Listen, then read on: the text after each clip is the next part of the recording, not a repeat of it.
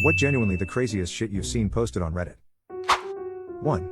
The guy who bought a watermelon, effed it relentlessly, then buried it in the garden before it started to stink, only to create a little watermelon garden which his family loved. That one lives rent-free in my head. 2. Seems tame compared to the rest of the thread, but there was a post basically saying hey Ray Liotta is a family friend and he died this morning. It was almost 24 hours before it hit the news at all. That was a trip. 3. That one guy who had been fantasizing about scat for years. And he finally saved up some money and hired someone to tie him up and shit on him. But it turned out he wasn't into scat at all IRL.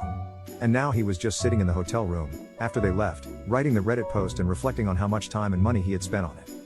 That one was so crazy. 4. The Reddit thread from the woman whose husband and father-in-law basically were planning on her dying in childbirth and raise the baby themselves still haunts me.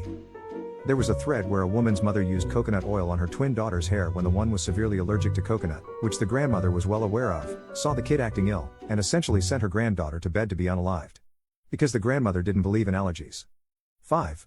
I have no idea how to find this, but I think the thread was an Ask Reddit asking have you ever caused someone to be unalived? Dude was a plumber's assistant installing a gas hot water heater in a family's home. To keep dust out of the heater, he'd stuffed a rag into the vent. When they were done installing, he forgot to remove it. They went back the next day to finish the job and the police had the house taped off.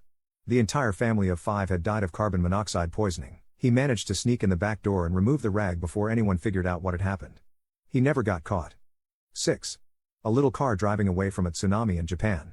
They just made it and the water behind them was dragging houses and cars. 7. There was a question posed to dentists about the worst things they had seen in people's mouths. That thread still haunts me.